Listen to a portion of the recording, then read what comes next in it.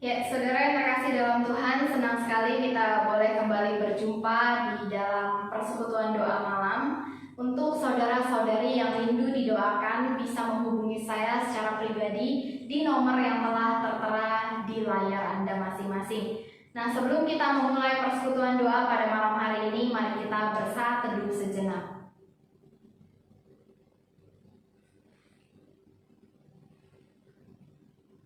Amin. Mari kita menaikkan pujian yang pertama sebelum mendengarkan firman Tuhan.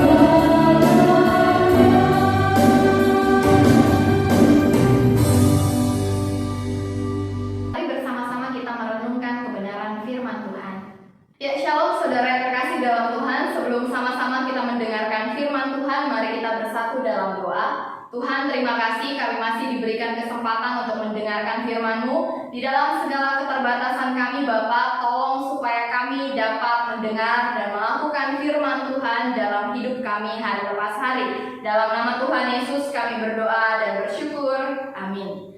Nah, saudara yang terkasih dalam Tuhan, sebelum sama-sama kita mendengarkan firman Tuhan, saya ingin terlebih dahulu saudara-saudari di rumah membuka Alkitab dari kitab 1 Samuel 17 ayat 26 sampai 28, lalu dibaca dari ayat 26 sampai 28, ayat 32 sampai 37, lalu ayat 45 sampai 47. Nah, saudara bisa pause video ini sebentar untuk membaca Alkitabnya di rumah, lalu nanti ketika sudah selesai boleh kembali diaktifkan videonya. Nah, saudara yang terkasih dalam Tuhan, hari ini tema kita adalah pemenang kehidupan. Saudara, menghadapi tahun 2020 yang tidak mudah ini, tentu ini menjadi satu momok terbesar di dalam kehidupan kita sebagai orang percaya. Menjadi pergumulan yang tentu tidak mudah bagi kita sebagai orang percaya. Tahun 2020 banyak sekali kesulitan-kesulitan baru yang kita hadapi dan tidak pernah kita bayangkan sebelumnya. Di tahun 2019 yang lalu, kita tentu merayakan malam tahun baru dengan berbagai impian, berbagai cita-cita, berbagai harapan untuk tahun 2020. Mungkin ada beberapa dari antara kita yang merencanakan bisnis baru, merencanakan hal-hal baru, merencanakan berbagai hal di tahun 2020, tetapi baru saja kita memasuki tahun 2020, kita disambut oleh berbagai peristiwa yang mengagetkan, yang membuat jiwa kita ini gelisah dan khawatir. Bahkan sampai sekarang kita pun masih menghadapi pandemi COVID-19 yang sepertinya tidak kunjung berakhir dan sepertinya tidak menemukan titik terang sampai saat ini. Kita sebagai orang percaya mungkin kita bertanya, apakah saya dapat bertahan menghadapi 2020 ini?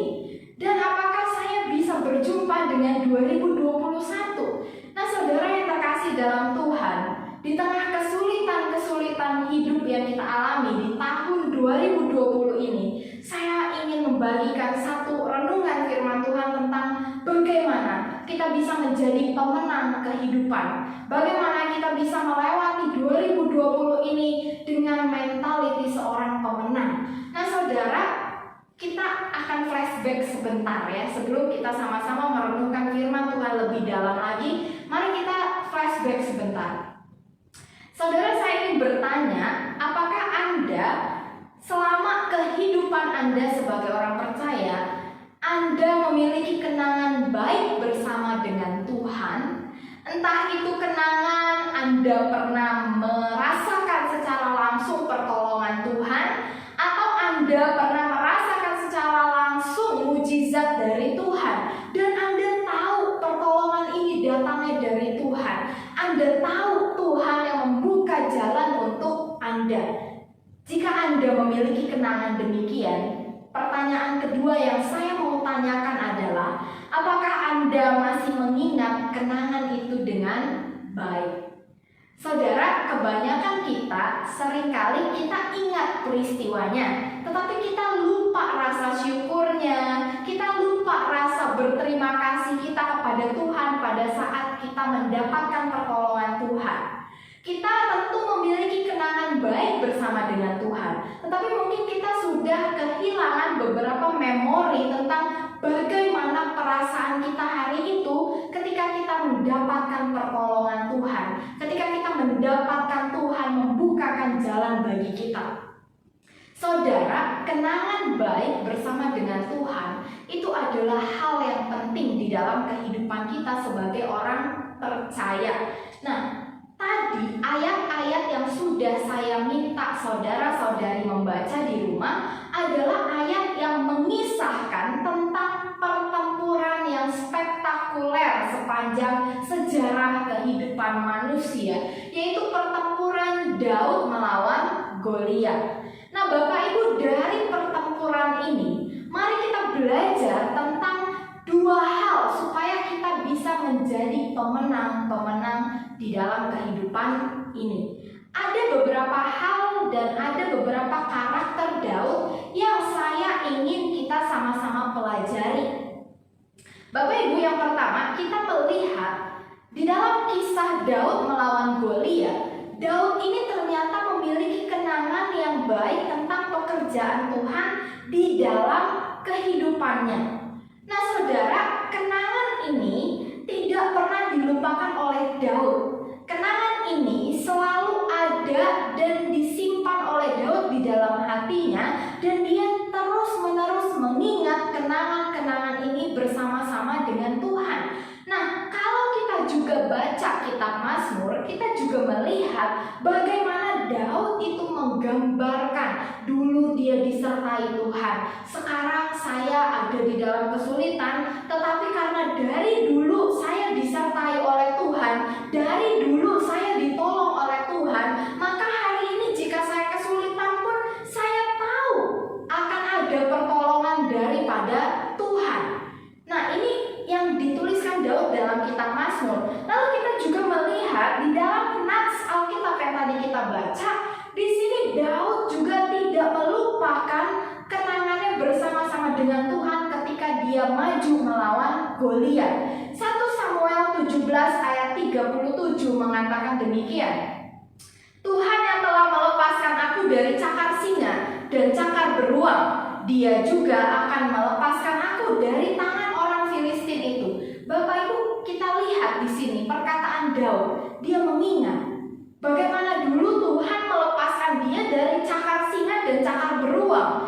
Sekarang saya menghadapi si Goliat, orang Filistin ini.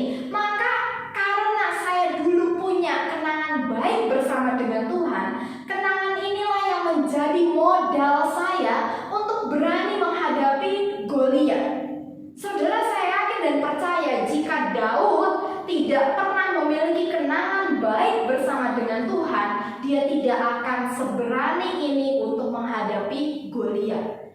Nah saudara, kenangan bersama dengan Tuhan itu adalah hal yang penting di dalam perjalanan hidup kita sebagai orang percaya. Apakah kita masih peka? Apakah kita masih sering sadar bahwa kehidupan kita hari lepas hari ini adalah bentuk anugerah dan pertolongan Tuhan? Jadi saudara, ketika kita berbicara soal kenangan bersama dengan Tuhan, seharusnya tidak ada satu orang pun yang mengatakan saya nggak punya kenangan manis bersama dengan Tuhan. Bukan tidak punya kenangan manis bersama dengan Tuhan, mungkin saja kita tidak peka akan penyertaan dan pertolongan Tuhan dalam hidup kita, sehingga kita mengatakan saya tidak punya kenangan manis bersama dengan Tuhan. Bapak Ibu, sesungguhnya setiap orang percaya di muka bumi ini, dia pasti memiliki kenangan baik bersama dengan Tuhan jika dia peka dan menyadari bagaimana Tuhan selalu menuntun kehidupannya hari lepas hari. Saudara yang terkasih di dalam Tuhan, ada sebuah kisah yang dituliskan oleh O. Henry. Penulisnya adalah O. Henry. Dia menuliskan sebuah kisah The Gift of the Magi. The Gift of the Magi ini menceritakan tentang sepasang suami istri yang hidup sulit dalam ekonomi. Mereka mengalami berbagai kesulitan di dalam perekonomian. Mereka kesulitan di dalam pekerjaan, kesulitan di dalam mencukupi kebutuhan mereka hari lepas hari. Nah saudara, menjelang hari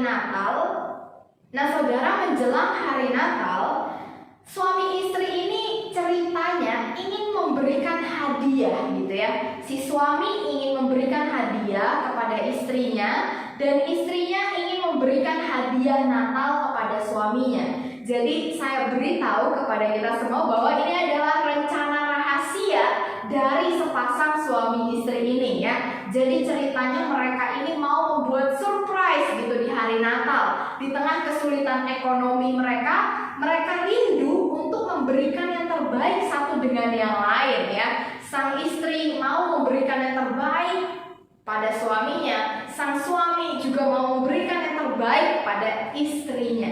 Mereka berpikir masing-masing bagaimana caranya saya bisa memberikan yang terbaik. Tabungan nggak cukup untuk memberikan barang yang mewah dan mahal. Apa yang harus Nah, saya beritahu lagi satu petunjuk Bapak Ibu di dalam cerita ini. Sang suami itu memiliki sebuah arloji yang sangat dia sayang dari sejak dia muda. Dan ternyata arloji ini adalah hadiah pertama yang diberikan oleh istrinya sebelum mereka menikah. Nah, sang istri dia tidak punya benda yang mewah, satupun dia tidak punya. Tetapi dia punya rambut yang sangat cantik dan panjang, Bapak Ibu. Rambutnya itu sangat cantik dan panjang. Nah, jadi inilah hal berharga yang dimiliki oleh si suami dan dimiliki oleh si istri. Ketika hari Natal sebentar lagi tiba, kerinduan mereka untuk memberikan hadiah kepada satu dengan yang lain itu semakin kuat. Sang suami berpikir terus bagaimana saya bisa membelikan istri saya sebuah hiasan rambut yang cantik dan mahal. Karena rambut istri saya itu cantik sekali. Kayaknya kalau tidak ada hiasannya kurang. Jadi sang suami berpikir dia ingin memberikan istrinya hiasan rambut yang cukup mahal harganya pada zaman itu. Dan sang istri berpikir juga, aduh saya mau kasih apa ya kepada suami saya. Saya mikir-mikir, saya mau memberikan apa untuk suami saya. Oh, saya tahu, saya mau membelikan kalung emas. Supaya apa? Supaya arloji dari suami saya itu tidak hanya bisa dipakai di tangan, tapi juga bisa digantung, dijadikan kalung di lehernya. Akhirnya udah dapat nih Bapak Ibu hadiah yang mau dibeli untuk dipersembahkan kepada satu dengan yang lain. Nah, sang istri ketika dia berjalan, dia menemui sebuah salon. Salon ini tertulis di depannya diberikan harga mahal untuk rambut yang cantik. Jadi rambutnya ini bisa dijual untuk dijadikan wig, ya. Nah, jadi Bapak Ibu, singkat cerita sang istri melihat hal itu langsung dia berpikir, oh, saya jual saja rambut saya supaya saya bisa belikan hadiah untuk suami saya. Sang istri langsung masuk ke salon, lalu dia potong rambutnya yang sangat panjang itu, lalu dia potong rambutnya yang sangat panjang itu menjadi sangat pendek, Bapak Ibu. Menjadi sangat pendek, dan sang istri bahagia sekali karena rambutnya diberikan harga yang mahal oleh salon. Akhirnya dia pergi langsung membeli kalung emas untuk menggantung arloji suaminya. Nah, sang suami ketika dia sedang berjalan, dia berpikir juga, aduh, apa yang saya harus lakukan supaya saya punya uang untuk membeli kado untuk istri saya. Oh, saya jual saja arloji emas saya ini untuk membelikan istri saya perhiasan untuk rambutnya. Akhirnya apa yang dilakukan Bapak Ibu? Sang suami menjual arloji kesayangannya. Dan dia dengan senang melakukannya karena dia berpikir, uang ini saya bisa belikan perhiasan untuk rambut istri saya. Nah, singkat cerita Bapak Ibu, hari itu kebetulan adalah malam Natal. Jadi malamnya mereka masuk ke rumah dan sang suami terkejut melihat rambut istrinya yang sudah pendek. Dan sang istri juga terkejut karena apa? Terkejut melihat kok jam tangan suaminya nggak ada. Nah, jadi Bapak Ibu yang terkasih dalam Tuhan, ketika sang suami memberikan hadiahnya adalah hiasan rambut, sang istri hanya tersenyum sambil meneteskan air mata. Dan sang istri ketika memberikan kado gantungan kalung emas untuk arloji sang suami pun hanya tersenyum. Karena apa? Sudah tidak ada lagi arloji yang bisa digantung. Dan sang istri juga sudah tidak memiliki rambut yang cantik untuk dikenakan hiasan. Tetapi Bapak Ibu, malam itu mereka tidak bersungut-sungut karena kejadian ini. melainkan mereka semakin menyayangi satu dengan yang lain. Sang suami semakin sayang kepada istrinya, sang istri semakin sayang kepada suaminya, karena mereka berdua telah berani mengorbankan hal yang penting di dalam kehidupan mereka untuk kebahagiaan satu dengan yang lain. Nah saudara, kenangan yang terjadi antara sang istri dan sang suami ini menjadi bekal bagi mereka untuk menghadapi kesulitan-kesulitan hidup di depan. Sang suami berpikir, di tengah kesulitan yang akan kami hadapi di depan, saya percaya istri saya akan berani terus-menerus menemani hidup saya. Karena apa? Dia sudah berani mengorbankan sesuatu yang sangat berharga dari miliknya. Dan sang istri juga berpikir demikian. Masalah apapun yang dihadapi ke depan, saya tahu suami saya akan tetap mengasihi saya karena dia berani mengorbankan hal yang penting di dalam hidupnya untuk kebahagiaan saya. Nah saudara, kenangan itu begitu penting di dalam setiap relasi. Baik itu relasi suami istri, baik itu relasi di dalam hubungan berpacaran, baik itu relasi antara pertemanan, kenangan itu menjadi modal penting supaya relasi ini tetap awet dan terjalin keyakinan satu dengan yang lain. Kenangan baik membuat kita lebih mudah yakin dengan sahabat kita, dengan pasangan kita, atau dengan suami kita. Begitupun dengan kenangan baik yang terjadi antara kita dengan Tuhan. Kenangan manis akan pekerjaan Tuhan adalah bekal utama bagi orang percaya untuk bertahan melewati tahun 2020. Kenapa saya bisa katakan demikian Bapak Ibu?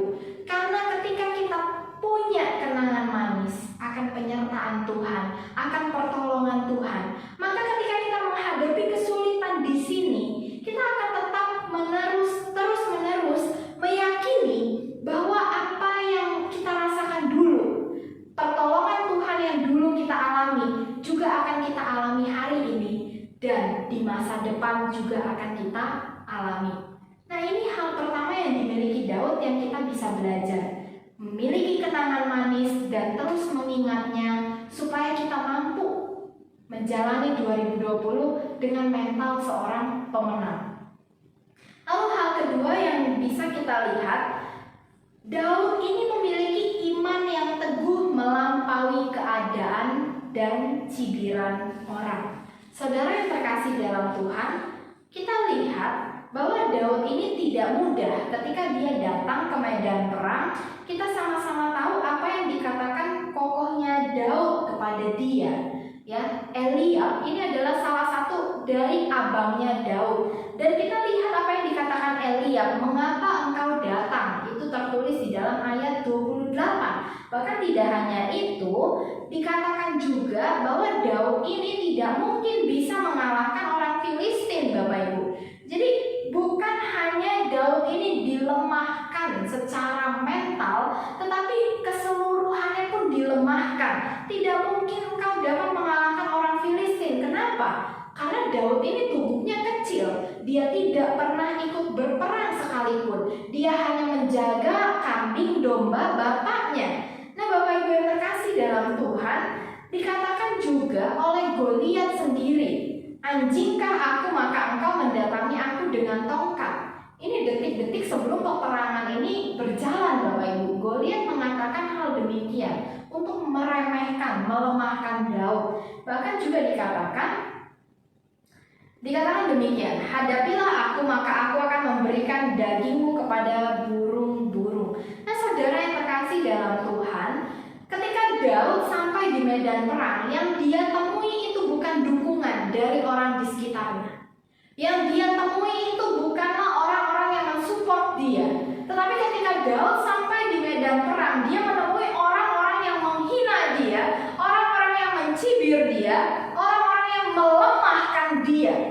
Saudara, ini bukan perkataan 1, 2, 3 orang, tetapi perkataan banyak orang. Bahkan Saul pun meragukan Daud, padahal Saul tahu bahwa Daud ini adalah orang yang diurapi Tuhan. Nah saudara yang terkasih di dalam Tuhan, ketika kita hidup sebagai orang percaya, kita hidup mungkin di lingkungan yang tidak mudah, Mungkin lingkungan di sekitar kita mengatakan kita bodoh ketika kita percaya kalau Tuhan itu akan menolong kita. Kita ini terlalu lemah, kita ini terlalu tidak ada apa-apanya. Mana Tuhan yang kita percaya?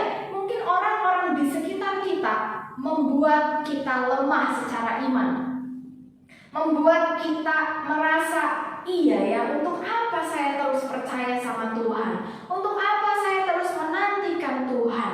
Nah saudara, kita tidak bisa memilih atau kita tidak bisa mencegah orang untuk tidak mencibir kita. Karena yang namanya cibiran itu pasti selalu ada, dekat dengan kita. Meskipun kita adalah orang yang sangat saleh, kita adalah orang yang sangat bertekun di dalam pelayanan, kita tetap tidak bisa menghindari yang namanya cibiran. Tetapi yang mau kita belajar adalah dari Daud. Ketika dia dicibir, dia memiliki iman yang teguh, iman yang terus bertahan meskipun banyak orang yang berusaha menjatuhkan atau melemahkan iman dari Daud. Bapak Ibu yang terkasih dalam Tuhan, hate comment atau komentar negatif yang diterima oleh Daud dibalas dengan keyakinan iman Daud akan penyertaan dan kuasa Tuhan.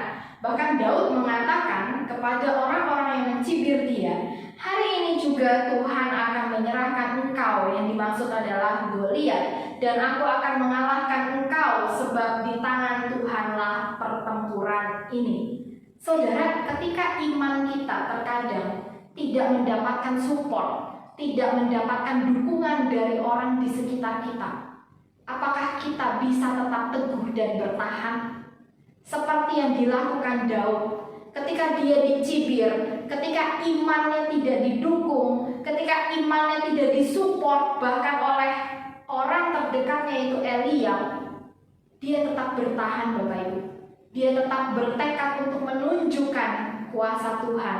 Dia tetap bertekad untuk berdiri teguh di dalam iman kepada Tuhan. Saudara yang terkasih, mari hari ini, jika kita mendapatkan hate comment atau komentar negatif tentang iman dan kepercayaan kita, mari kita juga tetap teguh. Kita juga tetap bersabar dan bertabah. Kita juga tetap memegang bagaimana Tuhan yang dari dulu menyertai kita. Maka sekarang sekalipun saya disindir, sekalipun saya tidak disupport oleh orang-orang di sekitar saya mengenai iman saya tahu bahwa saya tidak sendirian. Ada Tuhan yang sejak dahulu kala menemani saya. Nah Bapak Ibu yang terkasih di dalam Tuhan, dua hal ini yang kita pelajari, saya rasa cukup untuk membantu kita melewati tahun 2020 ini. Yang pertama, mari kita ingat kenangan manis kita bersama-sama dengan Tuhan. Bagaimana Tuhan menyertai hidup kita, bagaimana Tuhan itu selalu menopang, menguatkan, bahkan Tuhan mencukupkan segala kebutuhan kita sampai hari ini. Maka hari ini ketika kita menghadapi kesulitan, ingatlah kebaikan Tuhan. Ingatlah bagaimana kenangan manis kita bersama-sama dengan Tuhan. Lalu ketika iman kita dilemahkan oleh lingkungan kita, oleh orang-orang di sekitar kita, marilah kita juga tetap teguh untuk bertahan, untuk berdiri di tengah badai bersama-sama dengan Tuhan. Milik Tuhanlah pertempuran hidup kita hari ini. Milik Tuhanlah pertempuran kita hari ini. Maka ketika kita sadar hal itu, kita akan aman. Mari kita berdoa. Bapa di dalam surga, terima kasih jika kami boleh bertahan hingga hari ini Bapa. Engkau masih mengizinkan kami untuk menikmati kesehatan, Engkau masih mengizinkan kami untuk menikmati kehidupan, dan Engkau masih mengizinkan kami untuk bertahan hingga hari ini. Bapa, di tengah-tengah segala kelemahan kami, terkadang kami ingin menyerah di tengah kelelahan hidup. Tetapi Bapa, kiranya Engkau yang terus menguatkan kami, dan Engkau yang terus membimbing serta memimpin hidup kami. Tuhan yang menolong kami sejak dulu, maka kami yakin dan percaya Tuhan juga akan menolong kami hari ini, bahkan sampai selama-lamanya. Di dalam nama Tuhan Yesus kami berdoa dan bersyukur. Amin. Sebelum bersama-sama kita menaikkan pokok-pokok doa, mari kita menaikkan pujian yang kedua.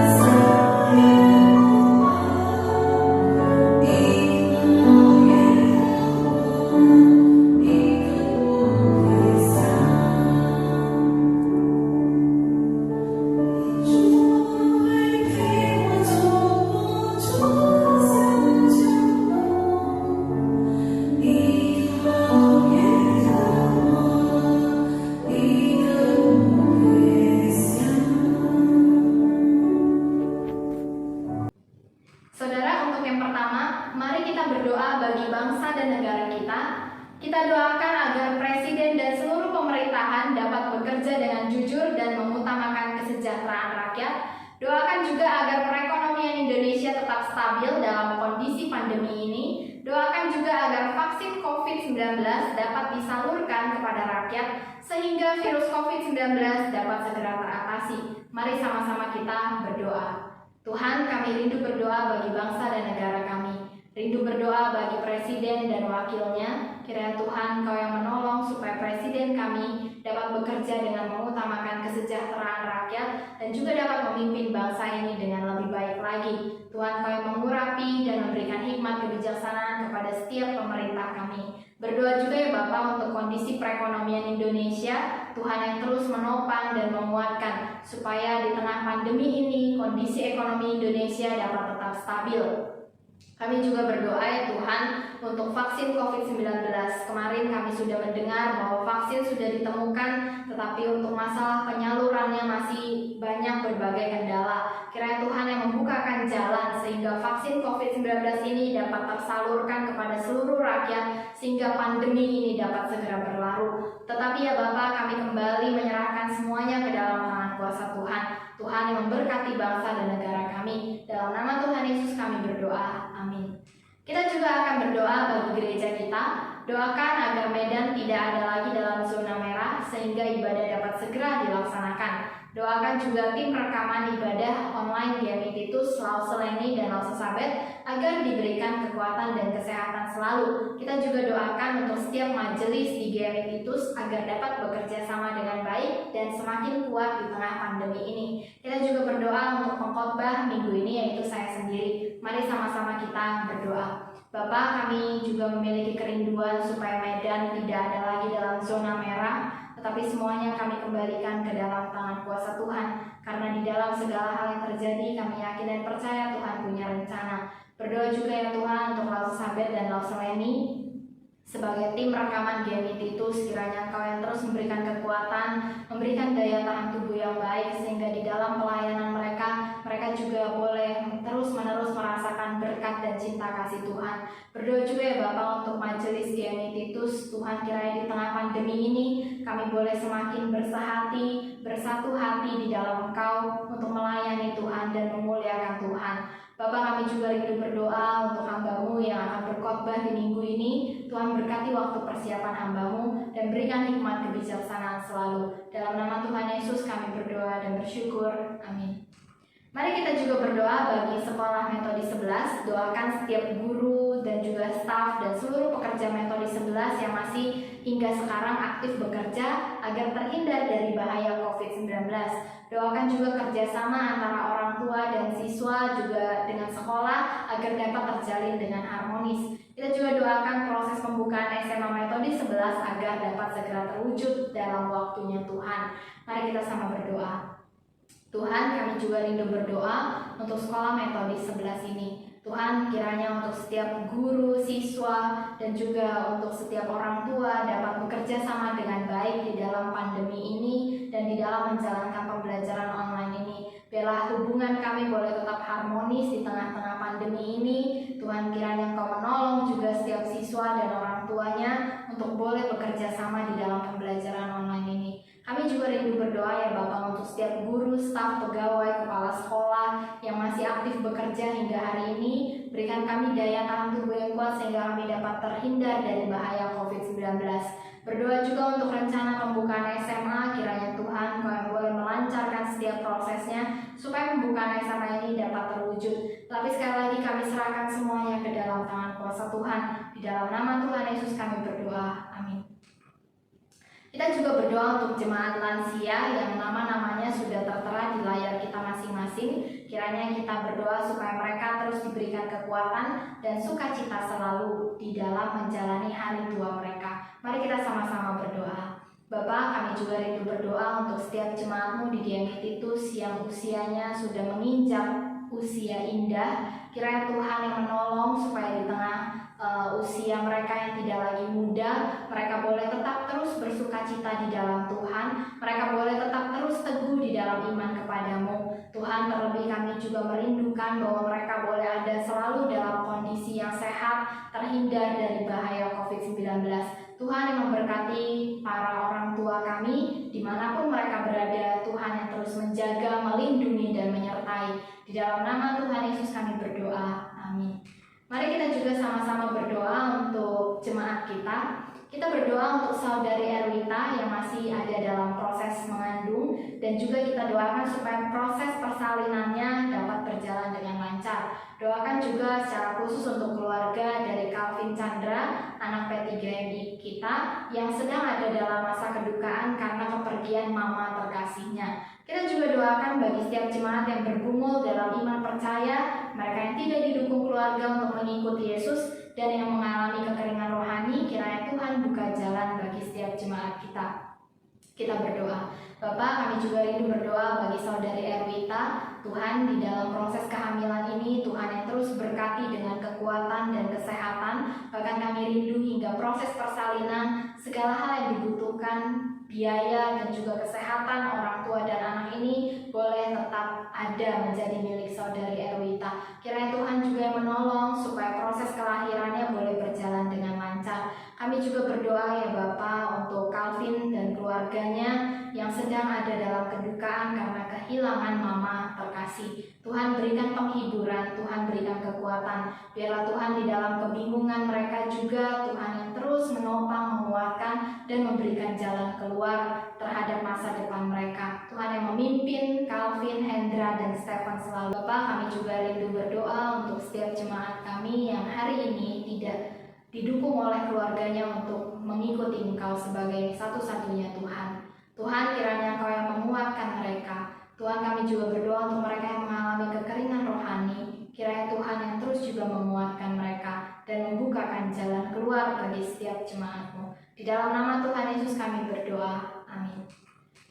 Mari kita juga berdoa bagi setiap jemaat kita yang ada dalam kondisi sakit. Juga doakan bagi orang-orang yang mendampingi mereka. Mari kita sama-sama berdoa bagi Bapak Petrus dan istrinya yang mendampingi, supaya keduanya terus diberikan kekuatan dan penghiburan selalu. Berdoakan juga untuk Bapak Yao Choi dan istri, Bapak Ko Willis, juga Mama dari Selvia. Mari kita sama-sama buka suara, kita berdoa. Bapak, kami juga rindu bagi setiap jemaat-Mu yang hari ini terbaring sakit atau mereka yang masih harus menjalani proses pengobatan. Kami rindu berdoa bagi Bapak Petrus, Bapak Yao Choi, Bapak Ko Willis, dan Mama Selvia. Tuhan, Kau yang menolong supaya di tengah proses ini mereka boleh tetap mendapatkan sukacita yang daripada Tuhan. Terlebih juga kepada mereka yang mendampingi, Tuhan yang memberikan kekuatan, Tuhan yang terus juga memberikan penghiburan kepada mereka. Terima kasih Bapa, dalam nama Tuhan Yesus kami berdoa. Amin. Mari kita juga berdoa untuk saudari Juliati, adik ipar dari Bu Eli. Kita juga berdoa untuk Ai Meihwa, Mama Bo Suwira, dan juga kakak dari CIT, juga saudari Jessica yang masih dalam masa pemulihan pasca melahirkan. Juga kita doakan untuk Bu Susi yang sampai sekarang masih juga dalam proses pemulihan dari sakit batuk. Kita sama-sama berdoa. Bapak, kami juga rindu berdoa untuk saudari Juliati, adik ipar Bu Eli yang masih terus menjalani proses kemo. Kiranya Tuhan yang terus memberikan kekuatan. Berdoa juga untuk Ai Meihwa, Tuhan yang menolong supaya pembengkakan di perutnya boleh menemukan solusi bagaimana supaya sembuh. Tuhan juga yang memberanikan Ai Meihwa untuk pergi menemui dokter dan menjalani pengobatan. Berdoa juga ya Bapak untuk Mama dari Bo Suwira yang ada dalam kondisi stroke. Kiranya Tuhan yang menolong supaya Mama Bo Suwira juga boleh Kau berikan penghiburan. Juga untuk setiap keluarga yang mendampingi, Tuhan berikan damai sejahtera selalu. Berdoa juga untuk CIT yang kakaknya juga sedang sakit. Tuhan, kerinduan kami adalah di tengah kondisi ini, kakak CIT juga boleh mengenal Engkau sebagai Tuhan dan Juru Selamat di dalam kehidupannya. Bahkan kami rindu ya Bapak, dalam proses kemo yang sedang dijalani boleh berjalan dengan lancar. Kami juga rindu berdoa ya Tuhan untuk saudari Jessica. Terima kasih kalau proses melahirkannya boleh berjalan lancar. Di masa pemulihan ini kiranya Tuhan yang terus menguatkan dan Tuhan yang terus memberikan sukacita kepada saudari Jessica. Berdoa juga untuk Bu Susi di dalam proses pemulihannya dari sakit batuk. Kiranya Tuhan yang memberikan kesembuhan, Tuhan juga yang memberikan kekuatan selalu. Dalam nama Tuhan Yesus kami berdoa. Amin. Ya, kita akan menutup ibadah doa malam kita dengan doa Bapa kami.